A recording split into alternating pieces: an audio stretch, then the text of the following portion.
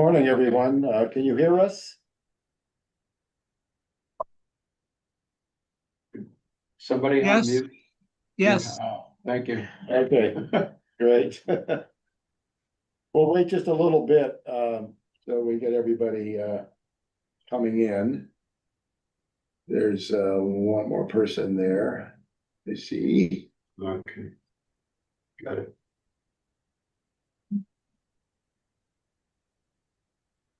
Okay, more, let's see, there's some settings here, I can.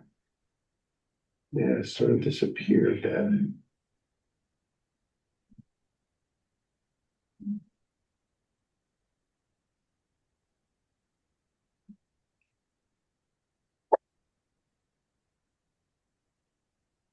All right. I guess we have a critical mass here. Glad you all could make it today. As you probably know, my name's Joey Carboni. We have Wayne Blanchard and Connie Lancaster and Leland. I'm sorry. Leland Wilson. Leland Wilson. How could I forget Wilson? We were just talking about some Leland's genealogy. So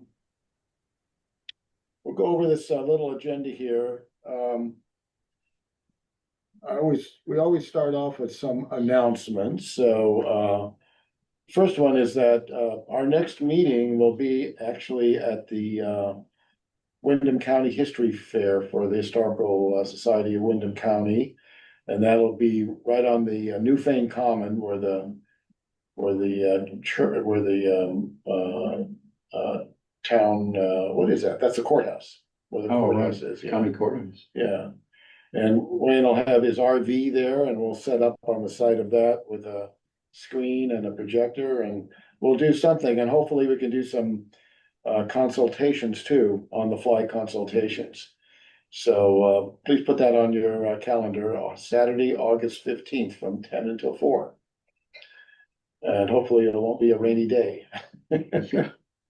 And so just a few more virtual meetings and workshops.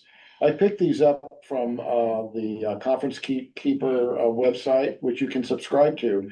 And it's all the genealogy classes and courses, both in person, hybrid, and completely virtual. So take a look at those and I'll send that along. I'll send that list along when we edit our video. And by the way, this video is being recorded, so if you don't want to have your image on the screen, you can, turn off your video. But we will have this up on our YouTube channel, and we also give it to Brattleboro Community Television, and they schedule a time for broadcast, and also it's available on their YouTube channel.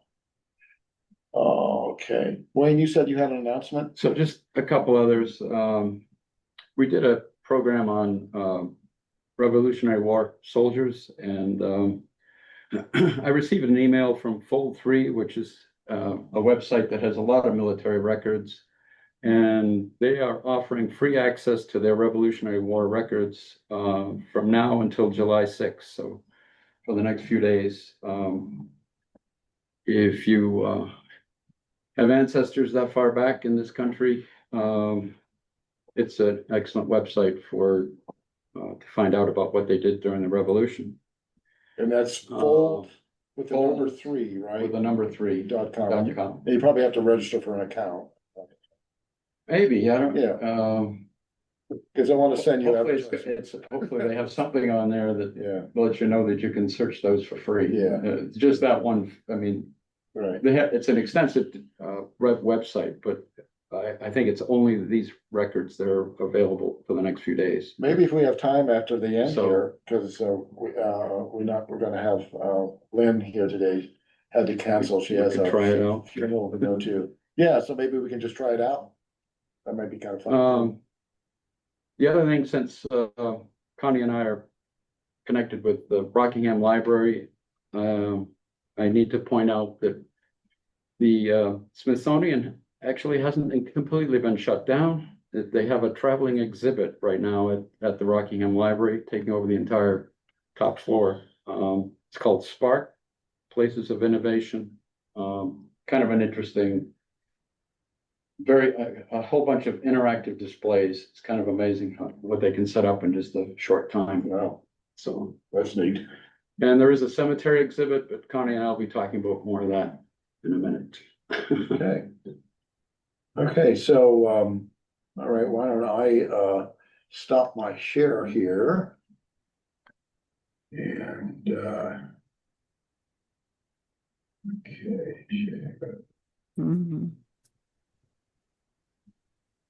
Hmm.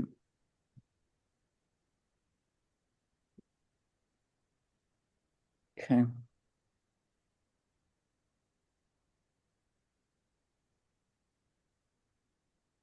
I lost my, okay, I have it at the bottom, I think. Here we go. Ah, Okay, there we go. Now we Okay. can see some people. all right. So shall I just Yeah. launch go into ahead it here? Yeah, launch right I'm into it. gonna try to do the other, Yeah. if I can. There we go.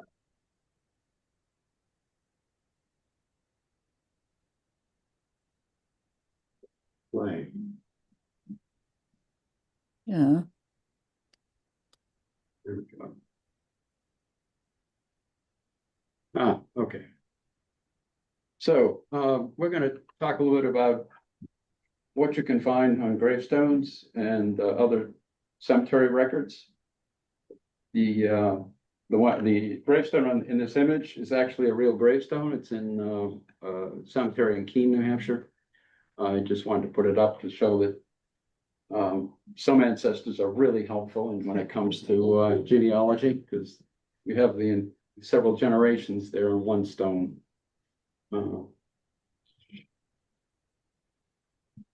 So, I mean, the first step, obviously, if you're going to look for the gravestone itself, you need to find out where it is. The death certificate is probably the most straightforward way. Usually, they indicate on a death certificate where the person was buried. There are some excellent online databases, and I think we've done some programs in the past about Find a Grave.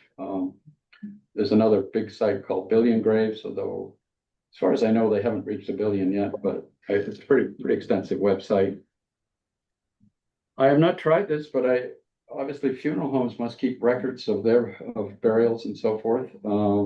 So if you can find out, well, often in an obituary, it might say what funeral home was involved. Denver Public Library has one of the bigger funeral homes there, yeah. Yeah, it's been very helpful. These types of things, yeah. And well, I don't know. Here in Windham County, I suspect the town clerk is probably your best bet in terms of finding that. There's cemetery sextons, managers, and so forth that also could have information. So this is an example of an older death certificate, and I just wanted to illustrate here that this James French died in Concord, New Hampshire, but he was buried in Porter, Maine, and those two places are not really right next to each other. So, to find the actual gravestone, this was particularly helpful. And it does list on here, well, he's called an undertaker at that point. I don't know what happens to those records if a funeral home goes out of business. I haven't tried to pursue that, but there might be a way to do that. Online, this is an example from Maine. On Ancestry, there's a Nathan Hale cemetery collection, a Maine collection of records. Very helpful because a lot of times it'll give you the relationships between the people. And It's great. the In a larger cemetery, there'll usually be an office staff that can look up a cemetery plot and tell you where it is and other information that are, that they have on that plot. Here in, as I say, like in Brattleboro or Rockingham, the town clerk has records of burials. So that's not his first name, Major, right? I think So that's, this I is- think that's a title. His rank, yeah. Yeah. Major James French. So you really want to take a close look at everything that's on a stone, and some of them can be difficult to read, and we're going to talk a little bit more about how to make that a little more visible sometimes.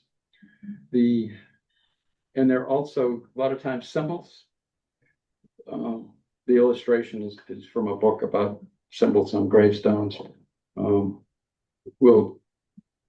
do a little bit about that, not very much, but a little bit about that.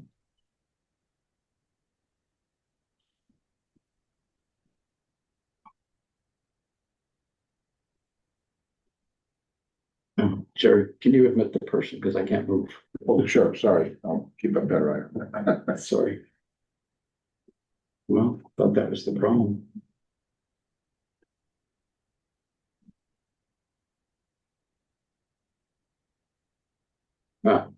Only moved on. So, well, it's important to document everything on the stone. So obviously the main thing I usually focus on, of course, are the death date, age, sometimes it's a birth date for the genealogy information, but sometimes there's other information on there, so you want to try to photograph everything and everything that's on the stone. There can be kind of hidden information. I have found stuff, and I'll illustrate that in a few minutes, where stuff was written on the sides of the stone, as opposed to just the front and the back. Sometimes there are symbols, and it's important to try to get if you want a good image of it, it's important to read it in good lighting. We'll do a little bit more about that. So we're going to turn it over to Connie here for her, how she explored part of her family with gravestones. Yes, actually, it was thanks to my daughter's ninth grade history teacher who assigned the students a month-long project to learn what they could about family history.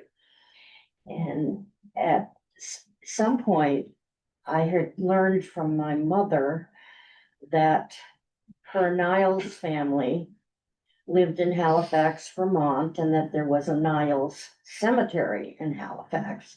And so my daughter Sarah was on spring vacation, and we got in the car with clipboards and tried to find Halifax, getting lost, ending up in Marlborough, but eventually in Halifax.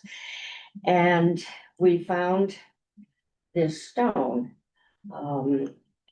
Edward Samuel Niles was my great grandfather, and he's buried there in the Niles Cemetery. But in fine print at the bottom of the stone, after he mentions his wife Elizabeth Wright, it says who is buried in Northampton, Mass. So, and anyway, my daughter went on with her project, and she learned to turn in her project. But at some point, some years later, I went to Northampton. Oh, wait a minute. Go ahead. We got the backside of the Oh, stone the first. backside. Sorry. Yeah. So yes, this was very helpful. Again, for our research, and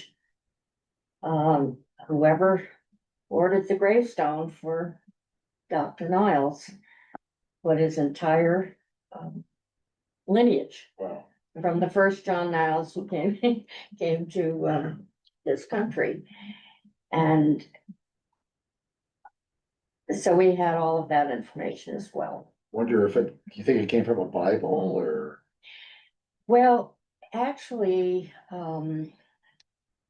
Edward Samuel, Elizabeth Niles' father, William King Wright of Northampton, was a genealogist. And he had several articles published in the note, including one on the Niles family. He had published in the New England Register. Oh, okay, so. And, so it was, it was familiar information Yeah. to the family. So here's,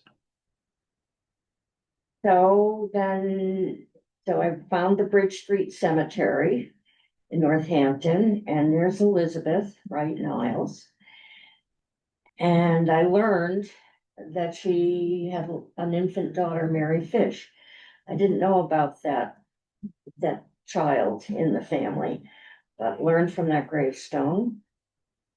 And it made sense, it began to make sense that Elizabeth apparently wanted to be with her family, and especially with the lost baby in Northampton.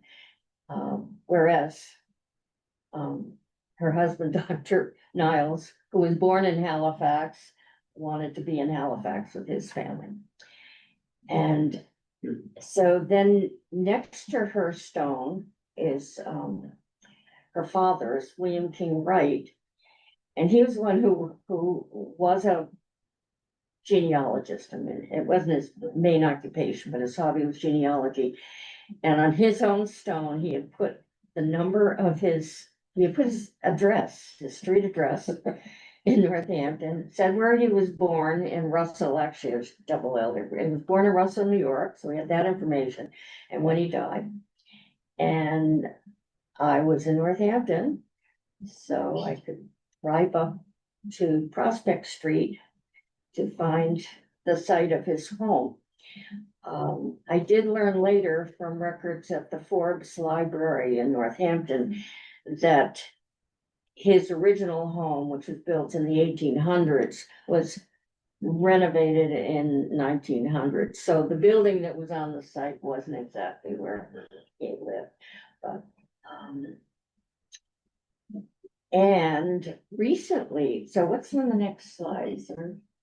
well, we're Okay, gonna we'll talk keep about, going back for a moment then. So when I went through these slides that Wayne put up, created, I went back to find a grave to William King Wright's gravestone and found that on Find a Grave, I learned that he had two wives. I knew about Phoebe Phelps, his first wife, and but there's a second wife who was the widowed sister of Phoebe Phelps, Miranda Keziah. And her name was given as Miranda Keziah Williams Phelps. And on Find a Grave, it said she was born in Northampton, and she was interred in Saxton's River Cemetery.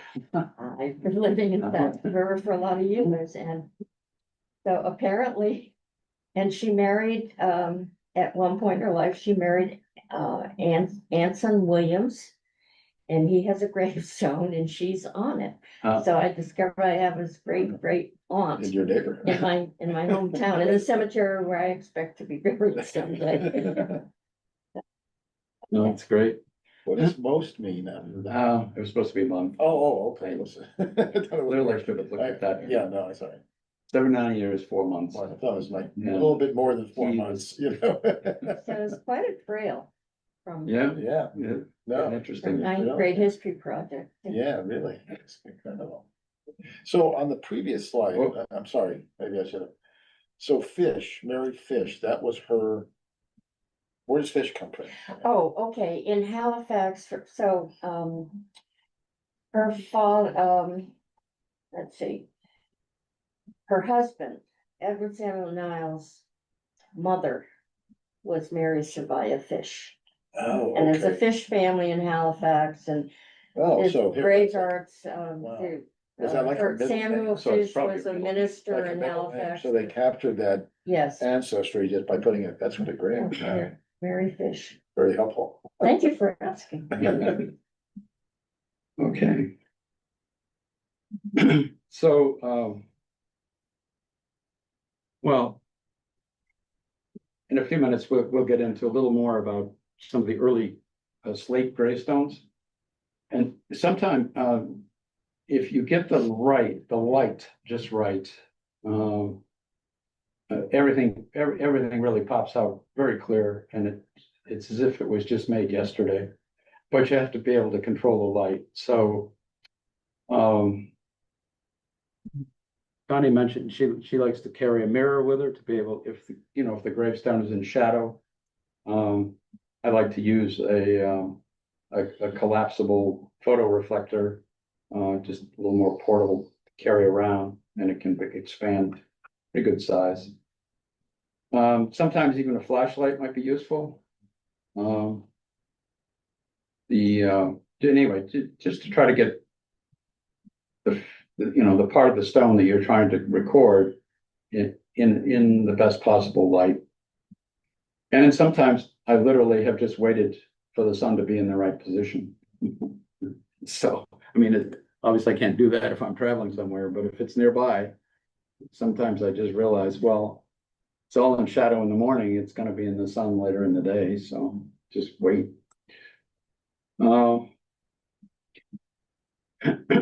Of course, what really obscures a lot of the text or images is lichen or moss and so forth. This is really the most recommended way to clean it, is using this D2 biologic solution. You can spray it on, scrub it with a really soft brush. It could be a natural brush or a bristle brush, but definitely you don't want to use the metal brush. Really damage the stone. And you really shouldn't put anything else on the stone. You can, if you're there and you want to try to get the image right away, it's probably worth it to try to clean it right there. Rinse it, just rinse it with water. You want to just either brush it on or use a pump sprayer, something that's reasonably gentle. You definitely don't want a pressure washer. Use it full strength. So full strength right out of the thing, yeah. And then there is the lazy persons. If you're not in any hurry, all you do is just spray the stuff on, and then you let the weather take care of it. Takes a while. I mean, you spray it. You're going to need probably a couple of months before it cleans itself, essentially. And I have done that with some stones where I didn't have any time, but I just sprayed it, and then when I came back, like even like a year later, it was much more visible. The text. Can you buy that like at Brown and Roberts? Do you know? It's not easy to get. I ended up buying it on Walmart, actually, on their website, and I don't think you're going to find it in the store. It's not. It's available online. It's available. Yeah. I did it online. I bought it through Walmart. You could ask Brown or Roberts, see if they'd be interested. I don't know. Probably not that much demand. I don't know how much of a demand it is for. Yeah, I mean, if the town, But the town might do it if they actually Yeah. have cleaning Right. gravestones, they might have some. I mean, I think that's typically where. There's some sites I've found online, they only sell to businesses that are cleaning gravestones. Not to the general public. maybe the Windham County Genealogy Interest Group could go into business. Is there a cemetery restoration group in Brattleboro? Well, there's this, cemetery committee Committee? from the town of Brattleboro for the They- public Maybe cemeteries. they could buy it. Yeah, Meeting House Hill is a private cemetery, Oh. in Brattleboro, the biggest, oldest cemetery. I don't know if it's biggest, but it's the oldest. Last fall, we applied this to every gravestone in the Fish Cemetery in Halifax. Oh, you We did? sprayed every stone, Wow. and in the spring, I mean, it looked beautiful. Beautiful. Yeah. it just, Did it take, like, how many gallons did you just do? Well, they have a cemetery restoration committee Yeah. and, a member of the committee, had, it's a gallon size, but, we used, I bought spray pumps at Tractor Supply and we used spray pumps to spray the water on, and even plain water, you spray plain water on a blackened stone and you just see it starts to Wow. drizzle down, but it works wonderfully well. And the only thing that it doesn't take care of is lichen and then a very, plastic putty knives take care of the lichen. After, to let it sit for a while. All right, so again, this one, I just wanted to emphasize well, part of it is the difference that lighting makes. These two images were taken at the same time and it's the same stone. It's kind of an obelisk. So the mother or the wife of this Francis Fisher, mother of Willie here, is is on the front face of the stone. Willie Fisher, which I did some other research to find out to show that he was a son, was on the side. But as you can see there, it just depended on how good, how the light was hitting the stone. Yeah. In her image, it was coming in from the side, and in his image, it was like face on, so the lighting makes a big difference in terms of what kind of I wonder if you a could like, recording you can have. enhance it with tools, from, Well, something, in this case, yeah. I haven't tried it, Yeah. but they do, they make diffusers too, photo supply place where you could diffuse the light a little bit, so it wasn't quite so intense. Intense. Anyway, this was useful because I really didn't know. I was trying to put together the whole family, the husband and wife and the kids, and He died in a steam boiler. yeah. Was it, did And you get that the in the newspaper or something? newspaper articles are just very graphic. Tells you what, I'm not sure they even publish it like that today. Oh, they would. Maybe. Depending It on was the pretty dramatic because they were blown a long ways away from where, Really? their bodies landed. Yeah. It wasn't just, it was him and a couple of the guys that were working there. And where was that? Where did that happen? Where the explosion happened? It's in Vermont, Yeah. near Bradford, Vermont, I think it Bradford. was. They lived on either side of the river Oh, there, right. like That's what I this graveyard is actually in Monroe, New Hampshire, and it's one of the towns right across the river. I mean, those symbols at the base of each one.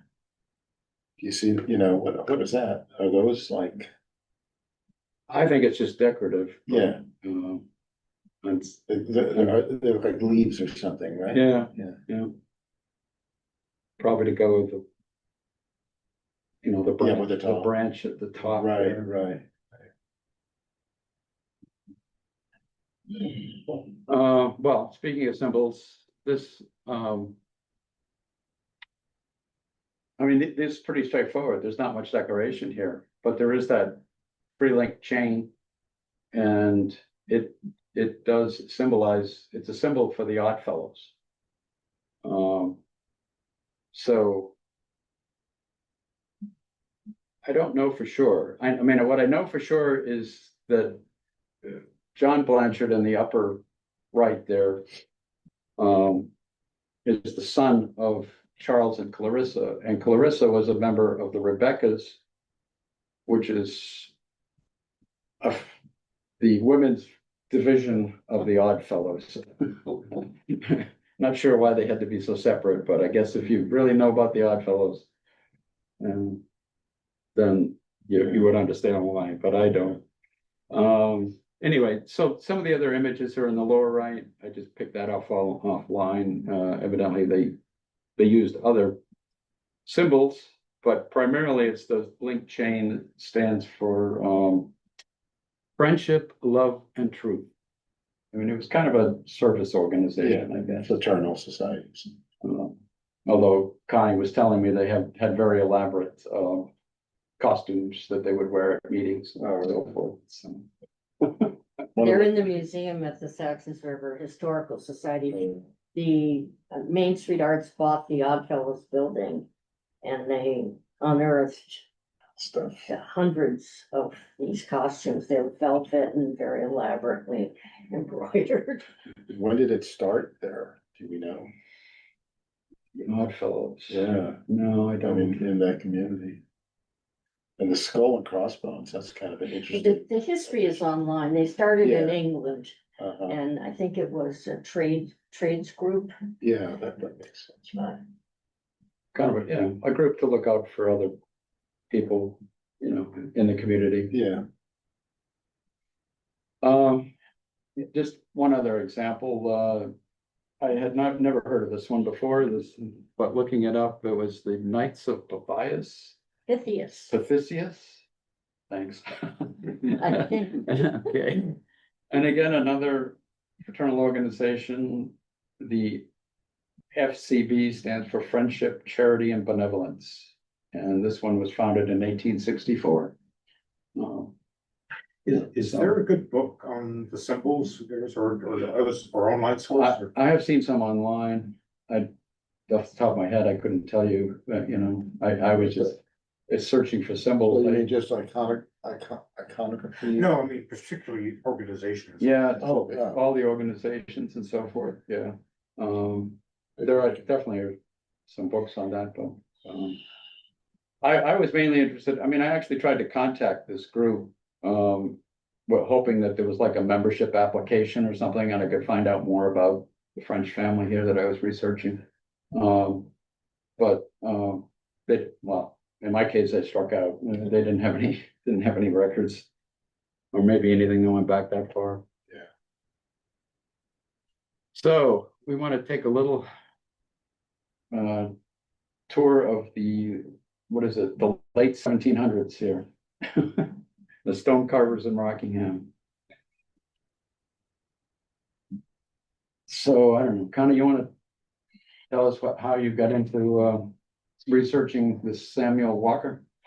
Well, I was contacted by Walter Wallace. He contacted a group of people. It was a group email asking if anybody knew who this Samuel Walker was.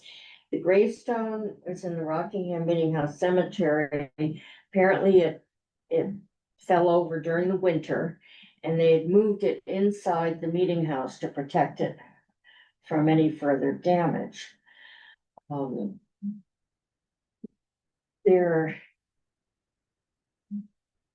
Manor McCarty, who's on the cemetery commission, knew that I had been doing research for people about the burials in the Saxons River Cemetery, and there was a Samuel Walker stone in the Saxons River Cemetery, but I started checking out various Samuel Walkers, and we have fairly extensive information about that Samuel, and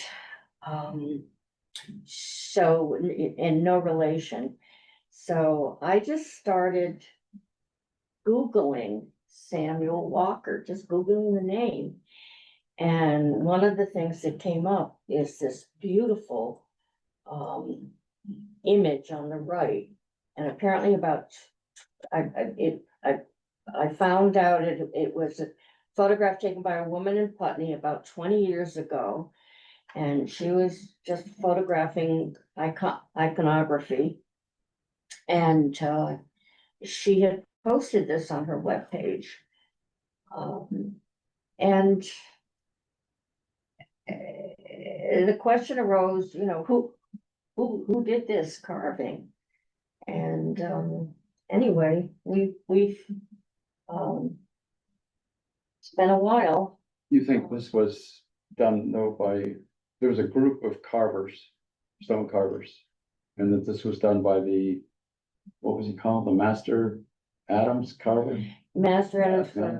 Well, Yeah, actually, I happen to have had this book, an old Vermonter from July, and it had an article called This Way to Heaven. And it's about iconography and stone carvers of the same period. And again, I just started doing searches on, and there were references listed, and there's been I knew about the Farber Gravestone collection that's online through David Ramsey. And Thought I had again, I just started searching the name. Yes, and then what came up was this video at the Rockingham Library. And William Hosley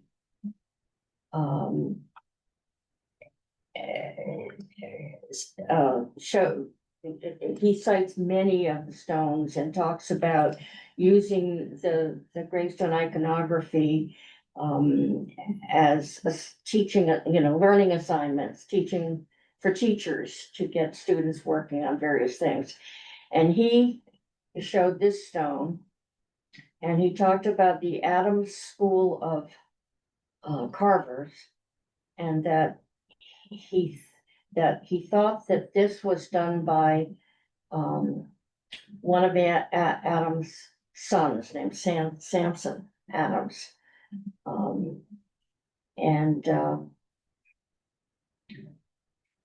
Anyway, That's good.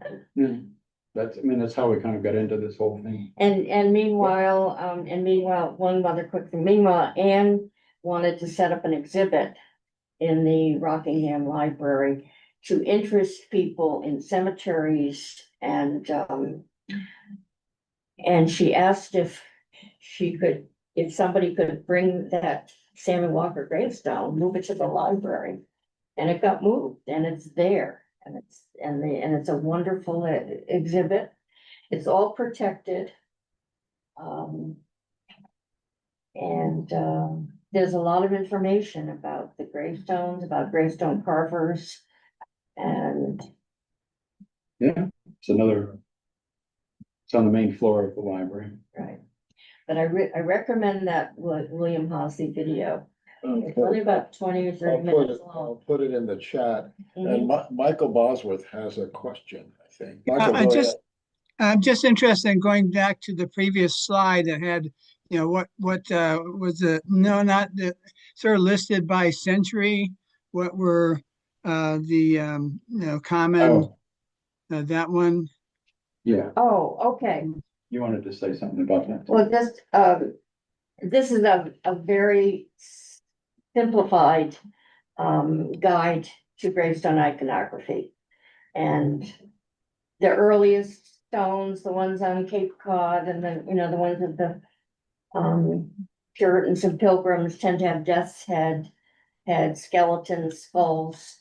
And by the 18th century, there was more of a focus on getting to heaven. And so you have cherubs with wings, you have souls, and soul effigies is a term that's used. The round faces on stones, and especially in the early 1800s, are supposed to suggest a flight to heaven, a release to heaven. And then along came willows and urns. There's a lot of wonderful willows. And why, urns why willow trees? Because they look like the tree is weeping or something? Well, why willow trees? You have an answer for that? I don't have an answer for that, other than that, You may be right. Maybe that's why it's willow. that I know that I know of a gravestone in Halifax that has a willow with 12 branches, and it represents the 12 children. Oh, it's tree of life, probably. It's Yeah. suggestive of the tree of life. Makes sense. Well, here's. What was that, just real quick, that URL for the Rockingham video? I wanted to put it on the Oh. chat. Rockingham. rockinghamlibrary.org Oh, okay. /history-videos. Rockingham paper. Or / history videos.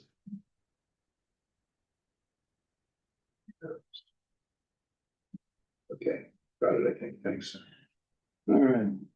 So these bullet points actually came out of one of the articles that we'll list that in the presentation too, but he carved on this, they're all slate stones, but just some of the characteristics, and we have some examples of that, the stone itself has kind of round shoulders and it checked borders. The circular soul discs of faces are again another one of his. This carver called Moses Wright. Some of his work. The eyebrows and the nose kind of all form one unit, if you will. That's another thing that's frequently found in his gravestones. The faces usually have something beneath them, like a large neck or body. The tree, we think, represents a marriage tree in this case, in the example I got there, or the biblical tree of life, as Connie was just mentioning. And frequently there are columns along the sides of the stones, which I guess represent the gates of death, according to this article anyway. I'm certainly not an expert on, what everything means, but Symbology. anyway, that's what they say. Oh, well, we'll leave this in there. There's several pretty useful articles about these Rockingham carvings. Well, as you can see there, some of them are just, the first two are just articles. The third one is a book, which is excellent in terms of hundreds of images of New England stone carving. And then, as Connie mentioned, there's a Farber Gravestone collection online,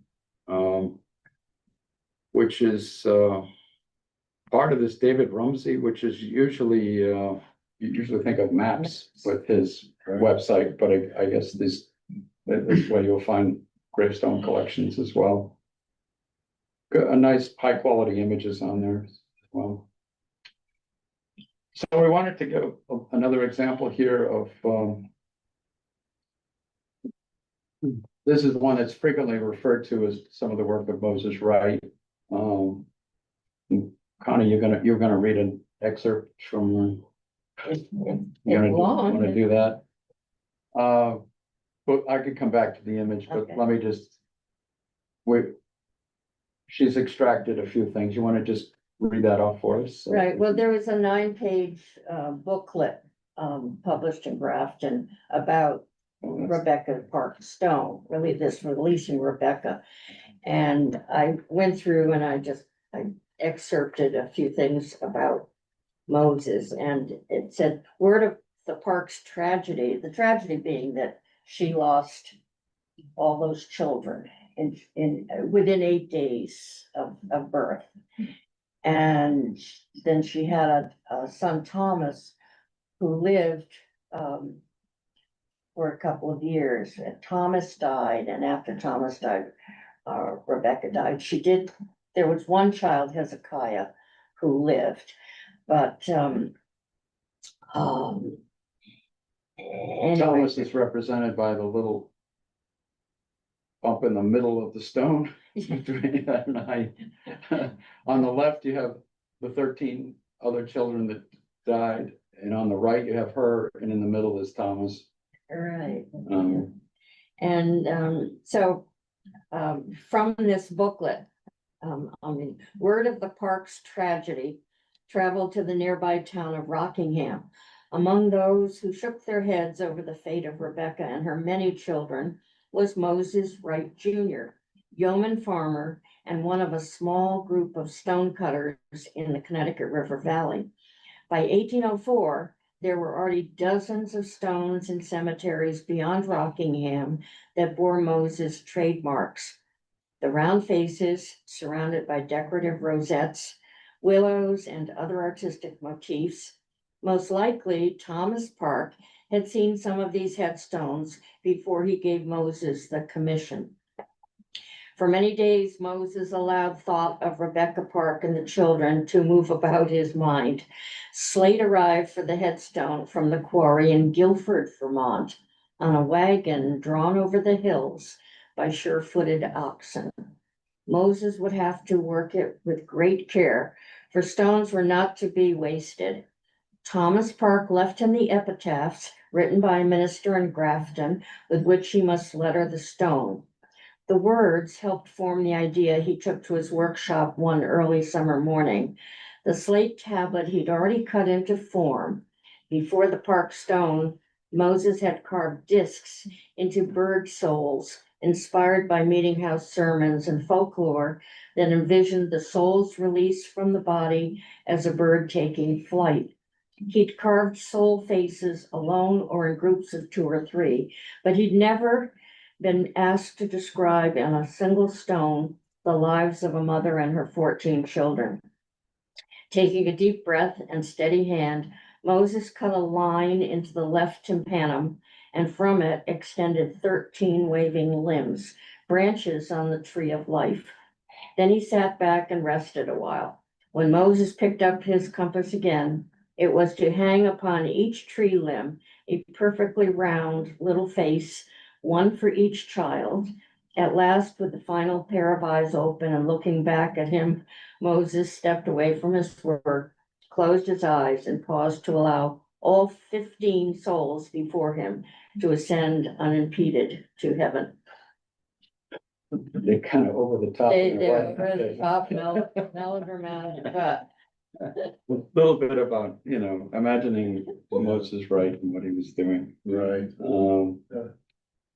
So I don't, this is just another example of one of his stones, and the columns, as you can see on each side, and the faces is inside other columns. I don't really know if it's just decorative or whether it was really symbolic or something. But it's the same image of a face with a rising up from a little heart that's there. Can you make out the So all word there? There are a couple of Yeah, questions we can look at afterwards. Yeah. A doodle? I don't. I do your worlds. No, Yeah, it's too I hard. don't know. Can't make it out. Probably have to look at it. if you gotta find a grave might. Yeah. Just, we were doing a little bit about trying to identify Uh-huh. what some of it, gravestones that we knew that he had actually done. And this one's pretty obvious because he signed it down at the bottom. So, and this is another one. It's a little different than the usual ones. So that's why I wanted to include that here as well. I might point out too, this is a great time if you were looking for Revolutionary War ancestors, because usually there's some group that's put flags out to show you exactly where they all are. Find a grave is doing little badges. Little badges of Yeah. that. Of course, you gotta be careful because, in this case, the little badge on the right is from the DAR. And this flag is new. They just put those out. You have to be a little careful about just assuming though that Right. what you find next to the gravestone, I mean, it could have fallen over and somebody just stuck it in the ground somewhere else. Right. But in this case, it really was a Revolutionary War soldier. And I mean, like I said, it's a little different than others because there's no disc there with a face on it. Yeah. So I thought it was Right. interesting. And the way we discovered that it really was done by Moses Wright is that this is from the probate record on this Cordes Morgan. And down, in part of the well, it's not an inventory, it was a list of payments made after his death from his estate.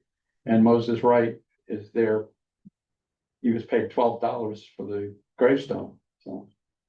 And I suspect he probably did a couple of the other family members that are right next to it too. It's very similar. That makes sense. But this was the only one I had kind of proof. All right, so cemetery records. The plot records, well, it can be a little deceptive because the person who has bought the plot isn't necessarily the person who is buried there. So there are records, and even some going pretty far back. A burial register would be a town record that probably would include things like the cause of death, the age, and what town they died in. It's important to verify the information that you find on the gravestone with other records, I guess is the main point I wanted to make there. This is just an example of, a map of the Meeting House Cemetery where a lot of these gravestones images came from. Exists, and there's a key to go along with each lot. And again, it wasn't so much helpful to me because it doesn't tell you everybody that's buried in each plot. So, but it gives you a starting point. In terms of research strategies, so it's important to check out the neighboring graves. It's kind of a standard thing in doing genealogy research to look for other family members, and the grave plots can be a big help there as well. It's important not to just reject some of the neighboring stones because the name might be different. I have run across ancestors who some of the ancestors spelled their name one way and some spelled it another way. Like an example would be Byram, B-Y-R-A-M. It's also spelled B-Y-R-O-N. So looks totally different, but it's still part of the same family. That happened in my family. And you've had some really good examples, right? Sparrow and Sparrow, and they argued all the time about Which one? I did have somebody come into the library a while back who had French Canadian ancestors, and one brother took the father's surname, and the other brother took the mother's surname. But it's all they're all the same family, so it can be tricky. This is another example. 4 gravestones in this plot, and they were such similar in shape. I thought, well, it seems quite likely they'd be related to each other. So on the right is Jonathan Blanchard. Next to him it says Mary, wife of Jonathan Blanchard. So that's pretty straightforward. Next to her is Mary, daughter of Jonathan and Polly Blanchard. So that threw me for a little bit because I was thinking, well, did he have a second wife or not? And finally I determined it would come up in death certificates that she evidently her name, she went by Polly. Yeah.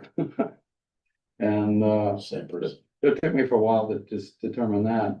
And then on the far left there, we have Fidelia, who's the wife of Charles George.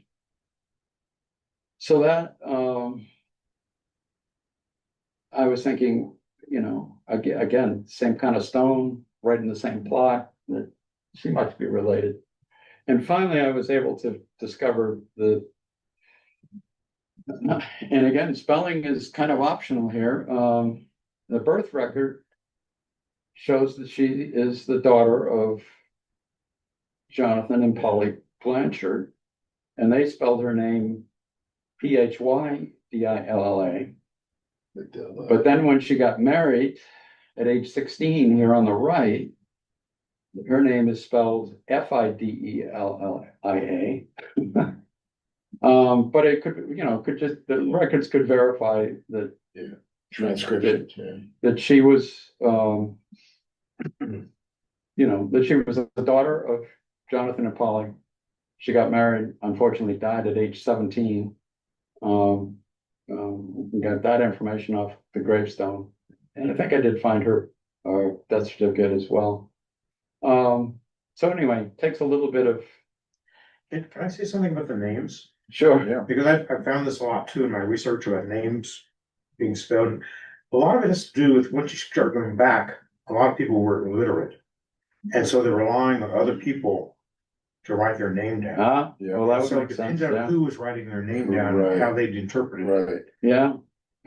How they spelled it. And these are all transcriptions from another record, So, well, Right. these are, yeah. because these are Yeah, just, these these are are more those modern cards. day, so Yeah. they.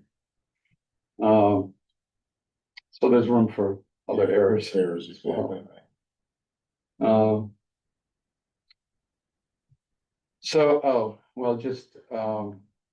I just included the websites.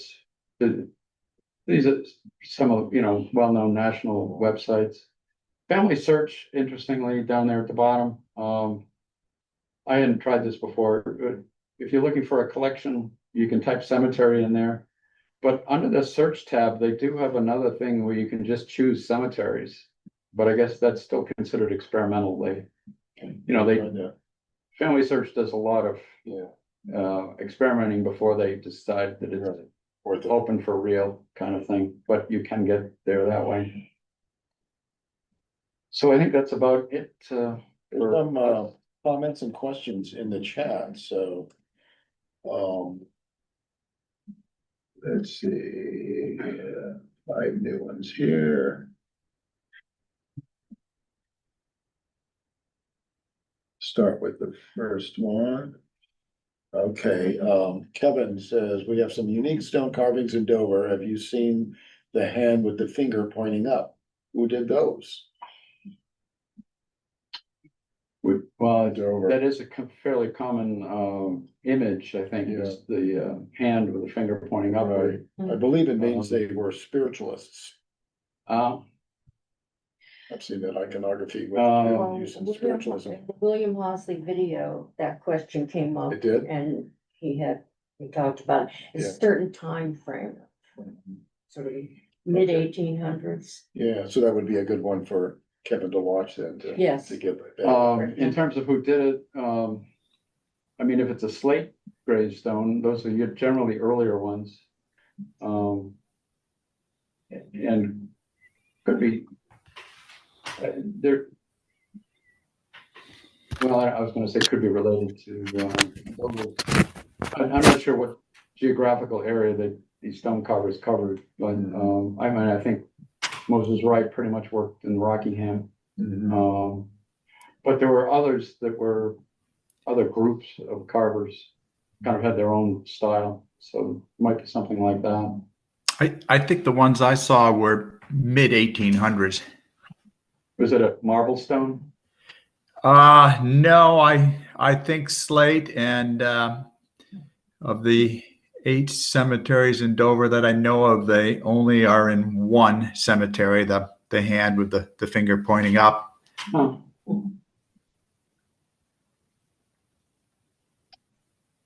Okay, Richard Burrow, company in Berlin called Atlas Preservation.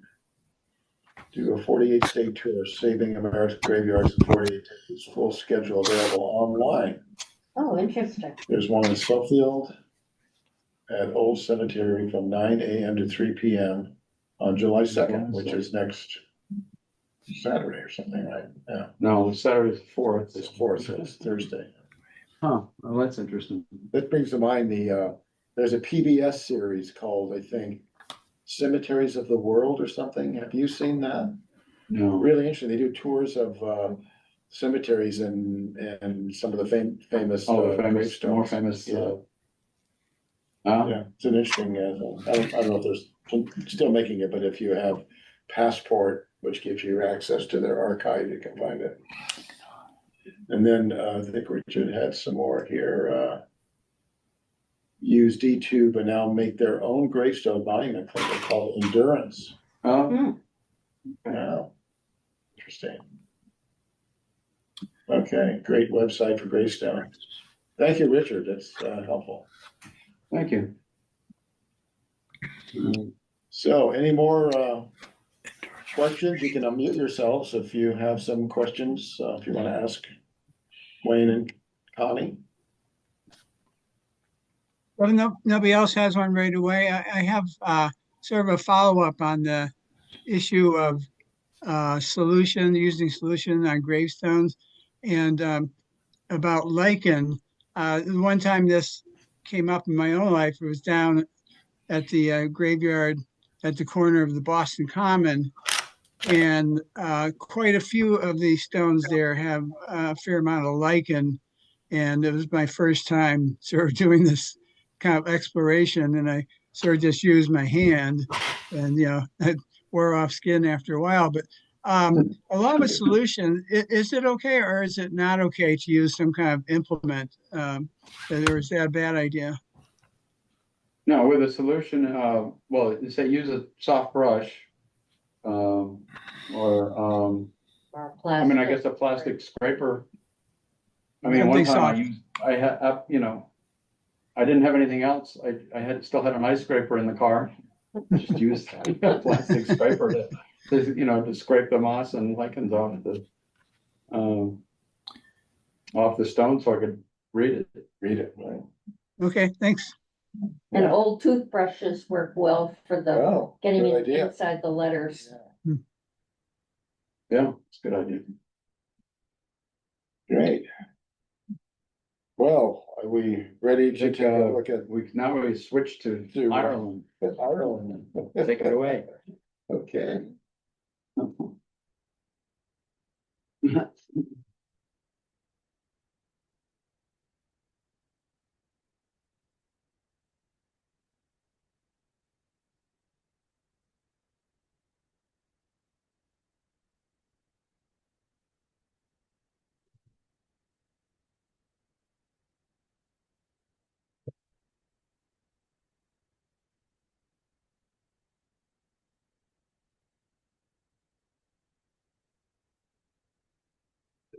Jump ahead fast there.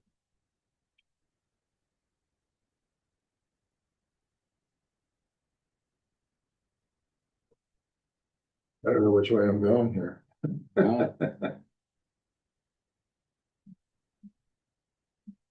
What did it start out at the end or something? Yeah. Oh. All right. Let me get back to it again here. I think it quit on me now. There we go.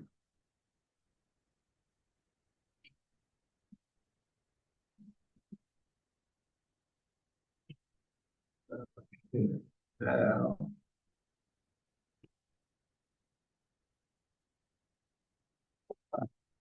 Oh, you gotta What's going start on? your share again. yeah.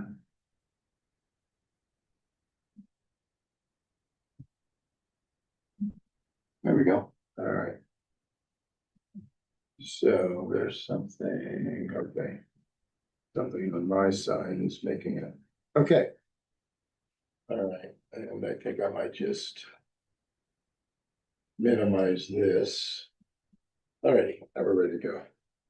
Okay, we're going to take a little overview of the most recent Irish census that was just released on April 18th of this year. And okay, I always recommend people, if you're not really familiar with a country or any part of genealogical research, is to take a look at the Family Search Wiki. And it's very easy to get to. You just, if you don't have a free account on familysearch.org, I highly recommend it. It is the largest free genealogical database, and tons and tons of records. So if you go there first, just type in Ireland in the search statement at the wiki, and it'll bring you to this page. And it really does break down various aspects of the records that are available. Maps, so you can see where the counties are, or other, geographic designations, topics, getting started, guided research, and then the record types, which will lead you to other pages that give you links to their information and databases in Family Search. So at any rate, that's just a little commercial for Family Search, which I really enjoy. Okay, so let's get going. And in Gaelic, it's Seilun. I probably didn't pronounce it correctly, but and that means let's go. Anyway, one gets to the Irish Census through the National Archives of Ireland, and the search box is there. So that's where we're going to go today. All right, so the background for the release. The Irish Census since 1821 was taken on the one of the year, so 1821, 1831, 1841, et cetera, et cetera. But there was some destruction and maybe an unwise decision. So there was a fire at the Public Records Office called the Four Courts Fire in July of 22 that destroyed most of the records from 1821 to 1851. There are some fragments that remain, but most of them were destroyed. For the 61 to 71, the records were destroyed after their collection. That was a decision made by the British government for various reasons. One of them was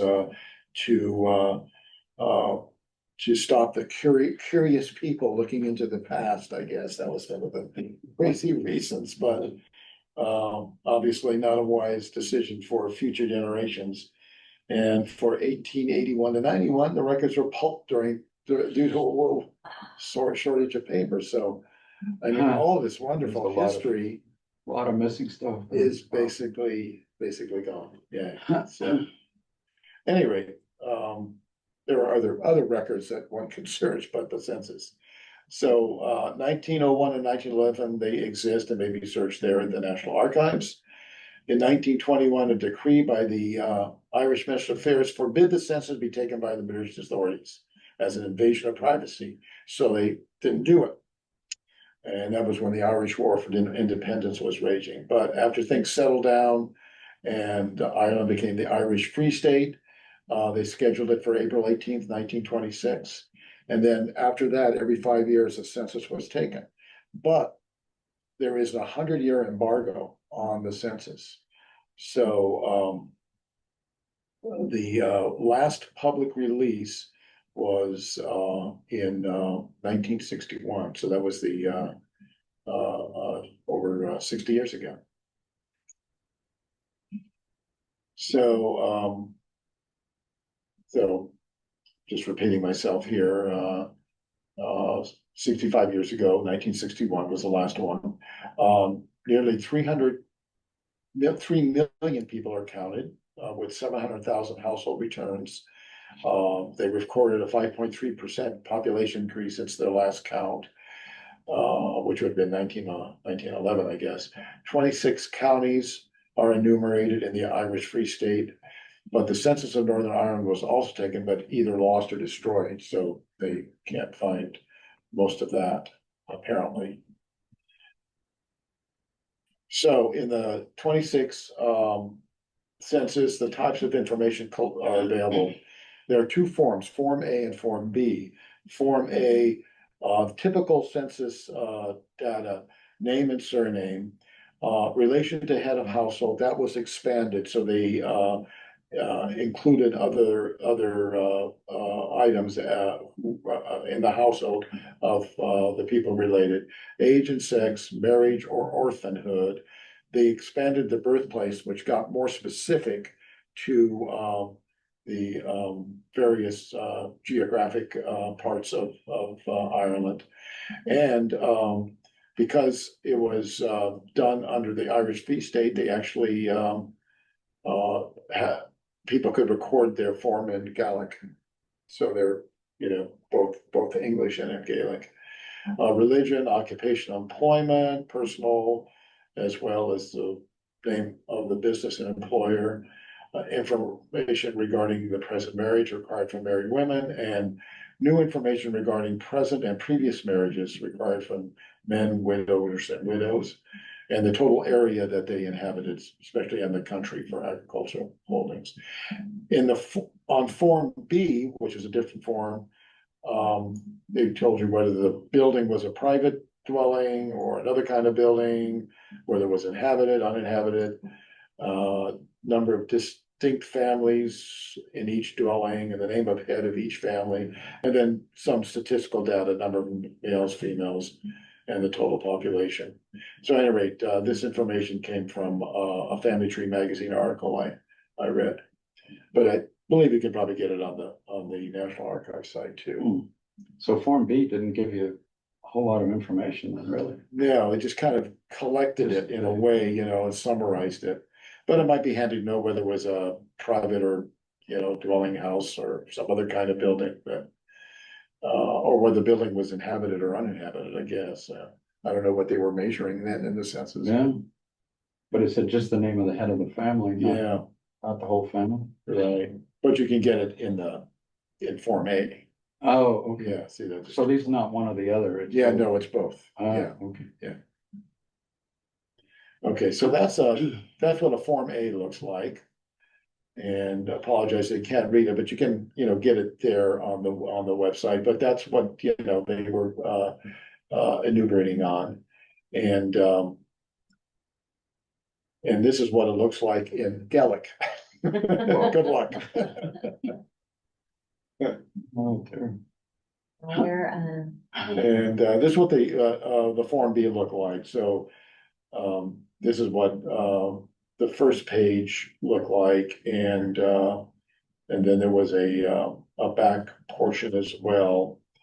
And I think I might even have another exhibit, but maybe it comes later. Anyway, so how to find your relatives? Just, what we all use when we're trying to use genealogical research, different spellings, try alternative spellings, or use the wild card to replace part of a name. Wild card searches, especially, and they, sort of emphasize the McCarthy, McMahon, and then O'Reilly, O'Rourke, O'Riordan, and more. Check O apostrophe and no apostrophe for O'Reilly. Use the MC, the MAC, and you're gonna find a lot of those in the Irish surnames, right? And the Irish version of the name. Now, that would be, I think, kind of hard for us if you're not familiar with the Gaelic, so maybe there's a source, and I didn't look any further, that would give you some of the more common, names and their equivalents in English, so that would be handy. Search with or without fadas, and I didn't know what a fada was. It's the little upside down accent mark. And it means, it's the way that the word is pronounced. You elongate the vowel. And if you don't elongate it when you're speaking, it can mean something entirely different. Okay.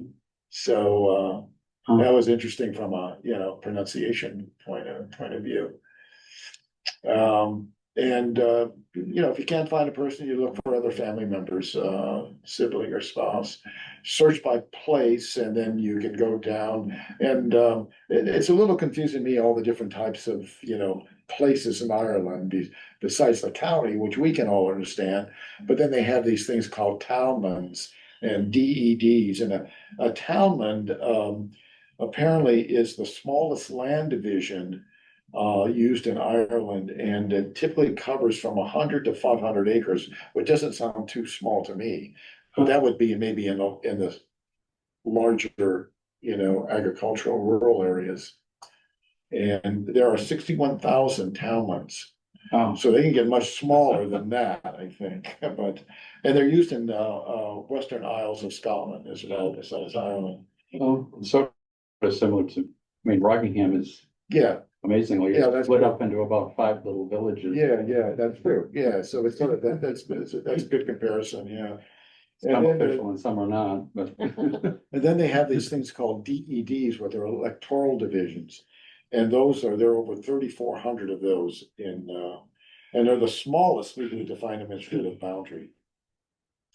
And so, we'll take a look at that.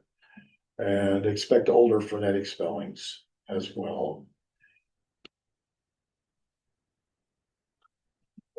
On mouse.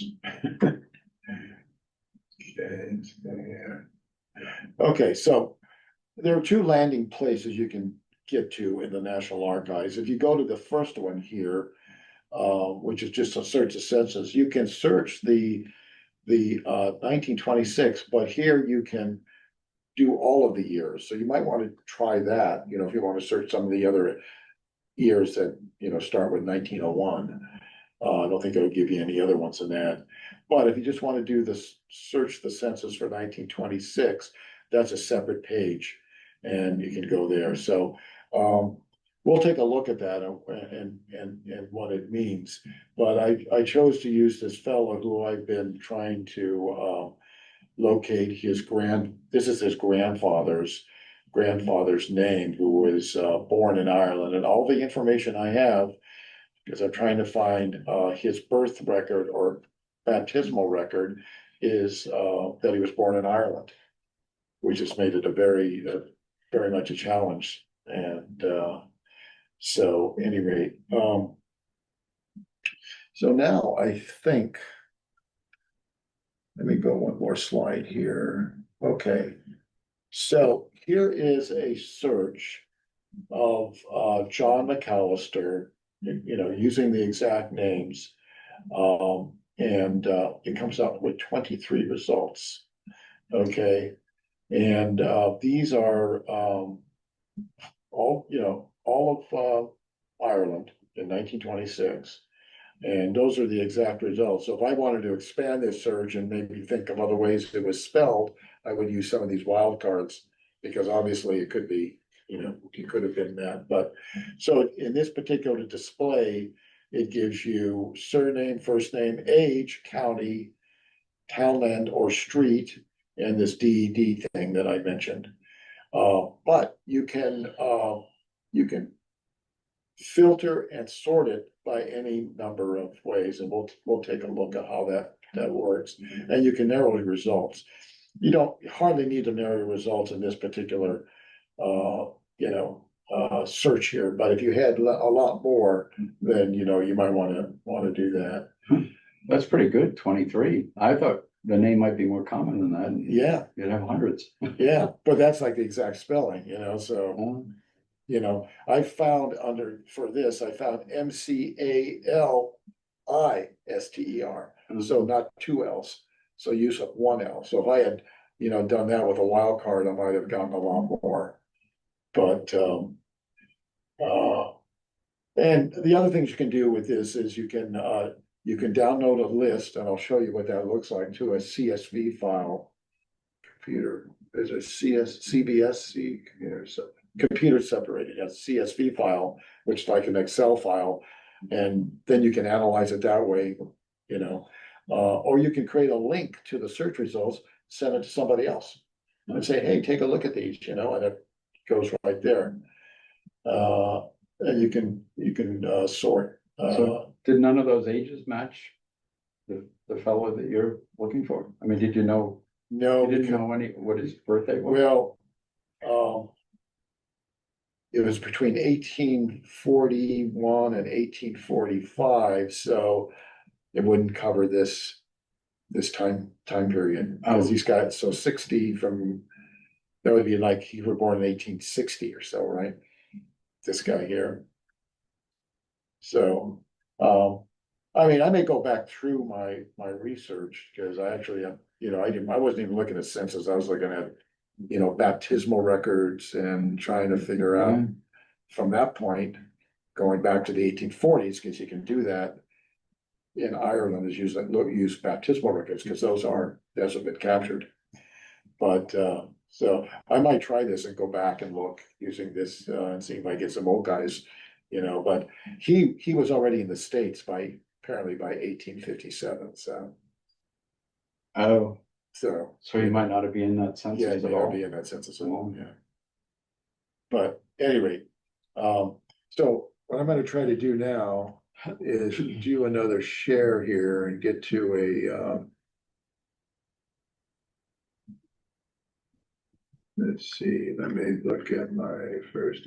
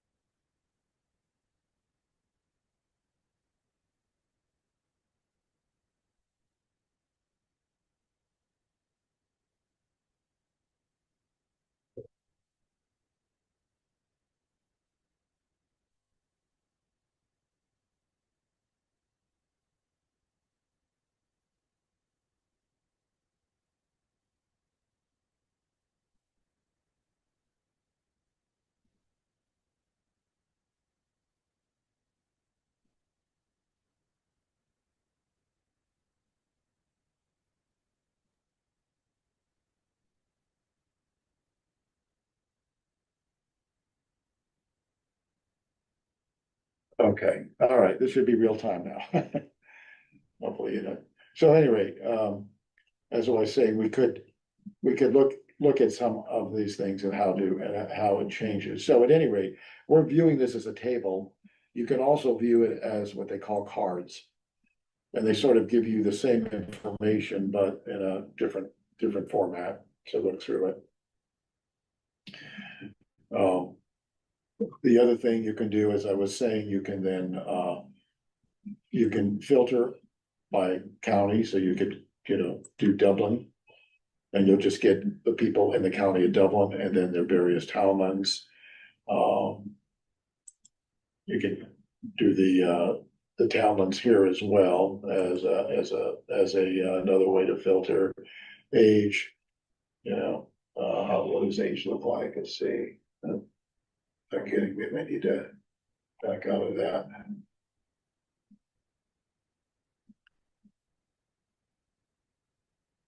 Anyways, kind of scrolled off the screen here, so I can't tell, but what we're looking at. There we go, okay. There, you can do by, that, and all you do is choose those things and they will just bring it up. I find it much easier to use and better than like looking at the United States Census through ancestry.com. I mean, there's a lot more. Sort that way. Yeah, you can do a lot more sorting and so forth. Let's see, I don't want to lose my place here, but I think. So actually, I wanted to look at the see if I can get them out of here.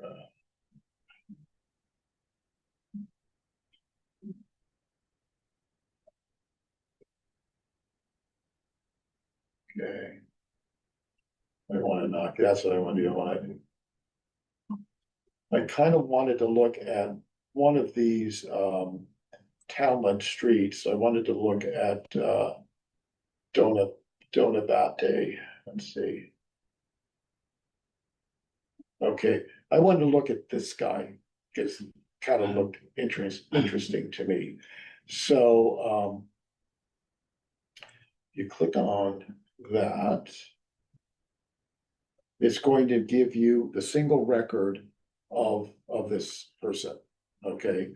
And so you get more information. So he's the brother of the head of household, so he's not the main person here, And then it gives you more information, his age, Church of Ireland, so that's the Anglican church in Ireland, not the Roman Catholic.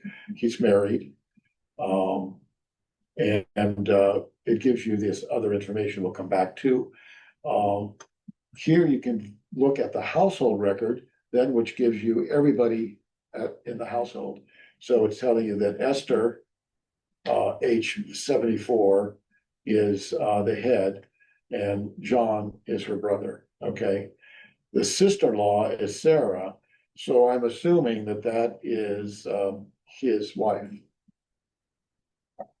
Oh, yeah. Kind of the ages are, because And they're the only two married. yeah, exactly, exactly.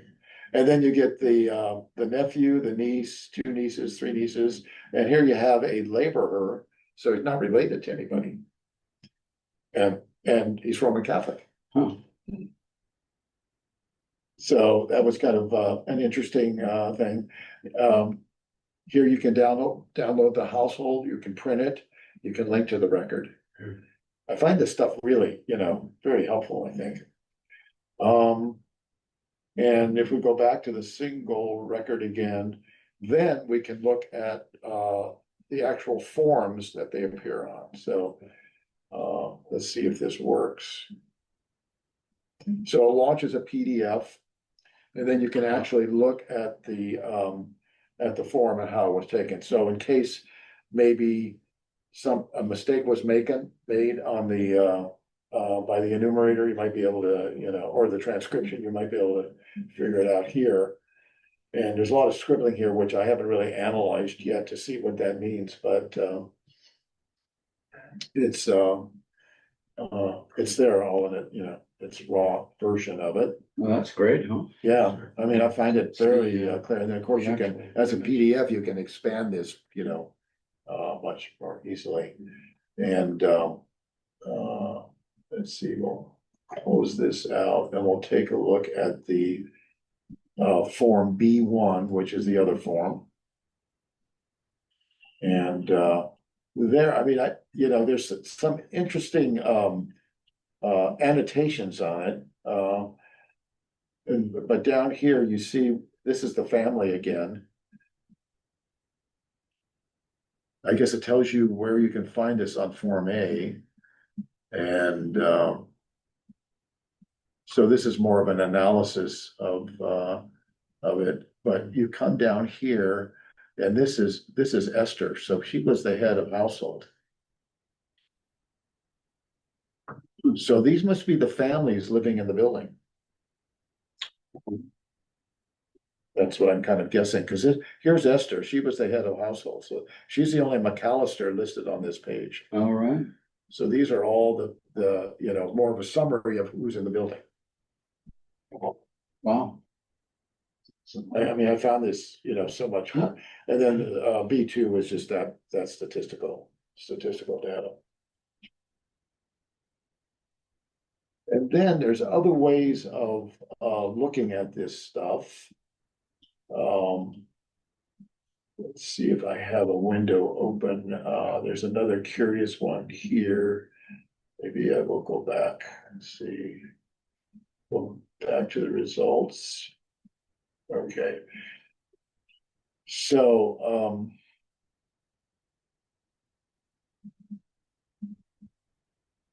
let's see. Okay, I didn't want to go back that far. Okay.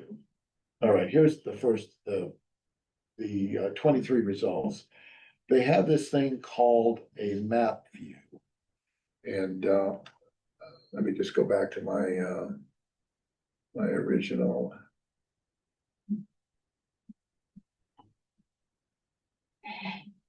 Let's see, PowerPoint. There. Okay.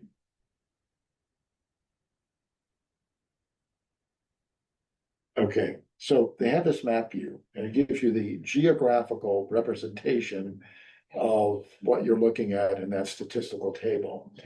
So I'll show you what it looks like. When you click on it, it indicates where your search result populations are located. They call it a heat map.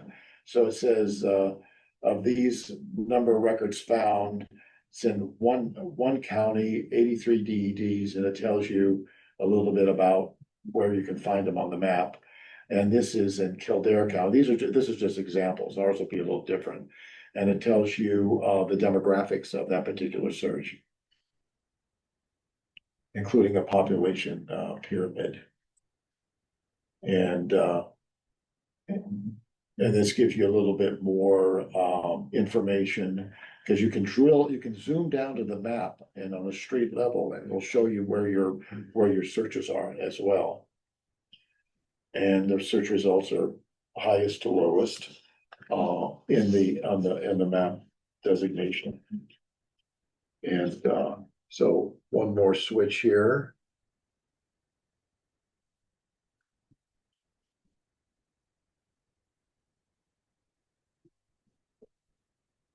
Okay, so when we click on this, we'll view the map. And so it found those 23 census records. And let me see, okay. And then you can see where the 0 matches up to 2. And all of these places here are where those matches are. That was in that table. And then you can zoom in.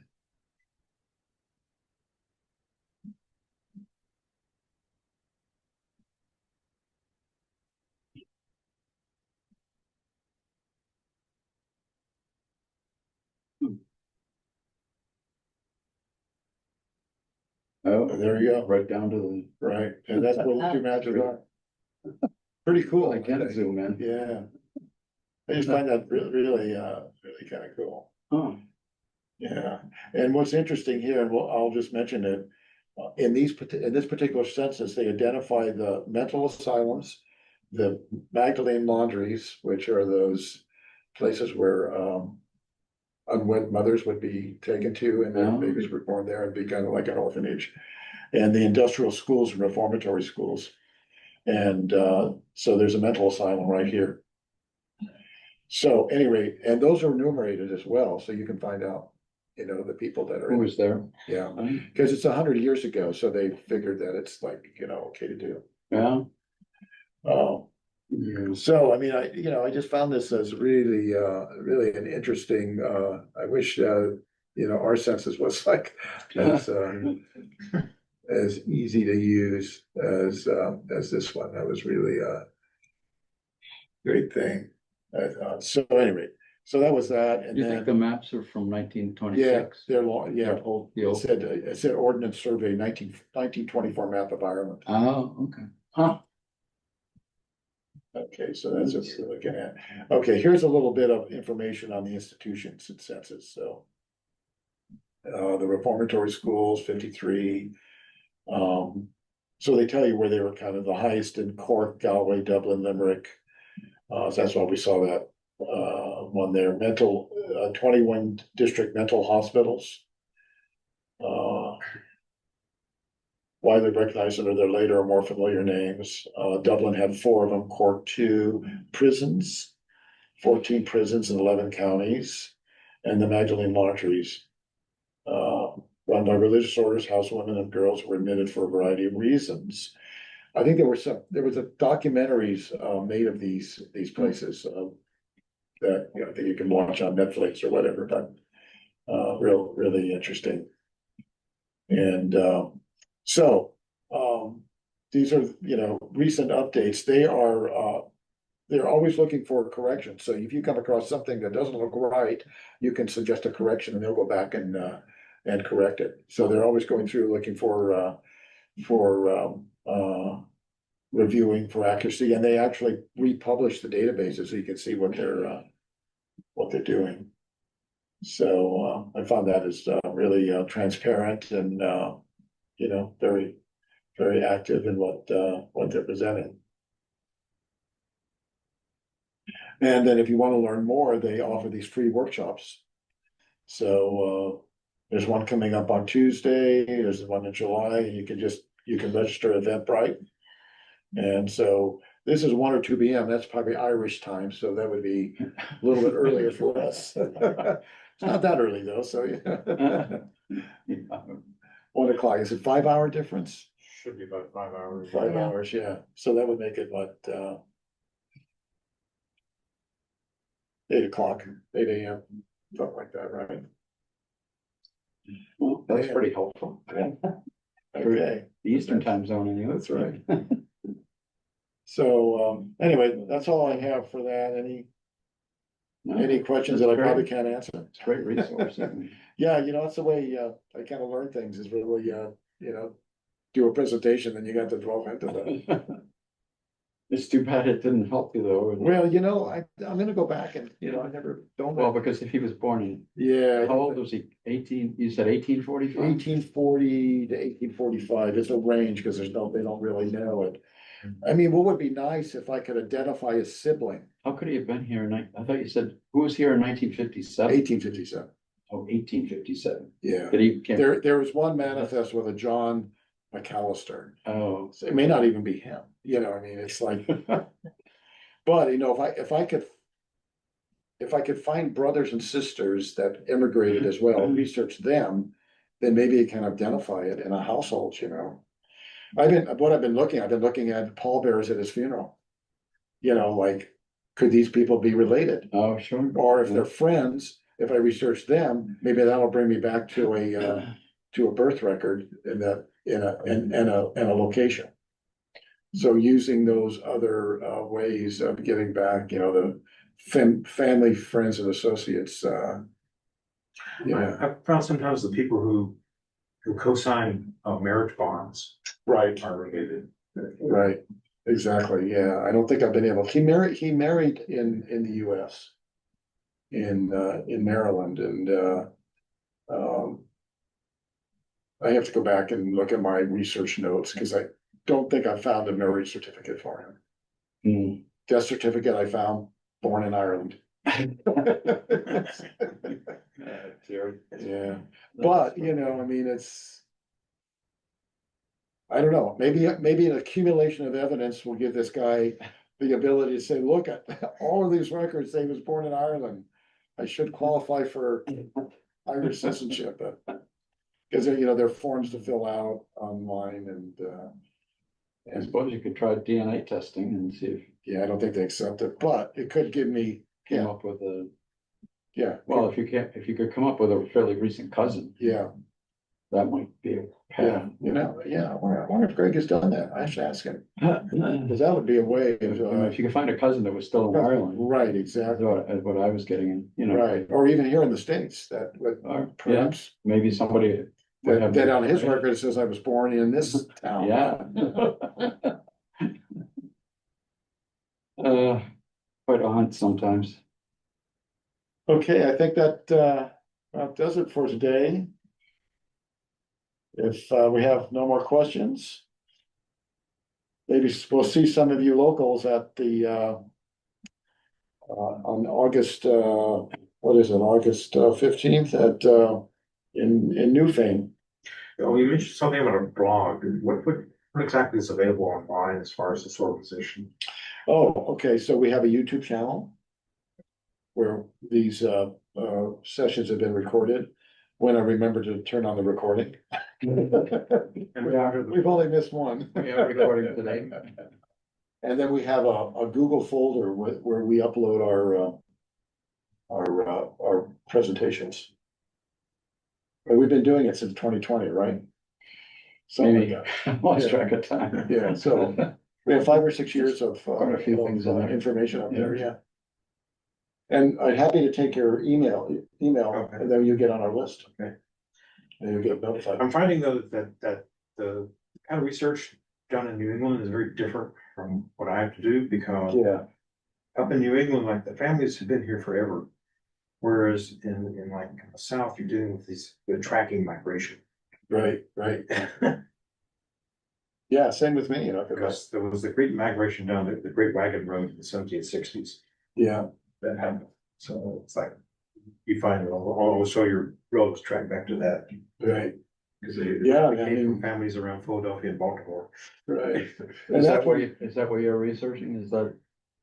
Well, that's part of it, because every time I try to track people back, that's like where they came from, because there were like a lot of German and Scots families that originated, they came over, they were settled around Philadelphia and Pennsylvania and Baltimore. And then in the 1760s, there was this great migration down the Great Wagon Road into the Carolinas and Georgia. And then eventually those folks spread Alabama, Tennessee, Kentucky. That does make it a lot more Yeah. complicated. But I would look at like the state archives of Georgia, South Carolina, and, there might be distinct collections of, documenting that Yeah, information. well, the fact is, there's more information than I could. Yeah. And travel to, With the last name of Wilson. well, Wilson is only part of the Wilson branch is the one that I have the least luck with. Like, I just run into this dead end with James Wilson, I go back only so far. Yeah. But then I have all these Carsons and Carlyles and Hambys and other people I can go back into the Revolution. Yeah. I go back, so it's like, because of what branch I'm. So have you done a Y-DNA test? Yes. Yeah. Have you, some of those tests? I have to be suspicious of that because it keeps giving me results about how I'm related to George Washington and all this stuff. But, There should be like a family group of Wilson that you're related to. well, Who'd you do? the Did you do DNA it? gives me nothing except people who are descended from that James Wilson. Yeah, you did it with family tree DNA? That's the one. No, I did it through Ancestry. Oh, they don't do Y-DNA. Oh, You're getting an autosomal test. okay. I don't know the difference, I guess. Yeah, Y-DNA is only done through family tree DNA. Okay. Yeah. It only Yeah, tells, that's on the male line. because it's using the Y chromosome, Y chromosome. so it gives you information going way back in time, so it doesn't, well, it goes further back in time than the autosomal tests Right, could give way back, yeah. way back. But that's part of it. It's both good and bad, because then you need to try to figure out, But these people, Yeah. like if you're related but it to, would be other people that you're related to. yeah, these people are related to, they create these family groups that you can communicate with, very easily on the family tree and the surname groups. Yeah, Yeah.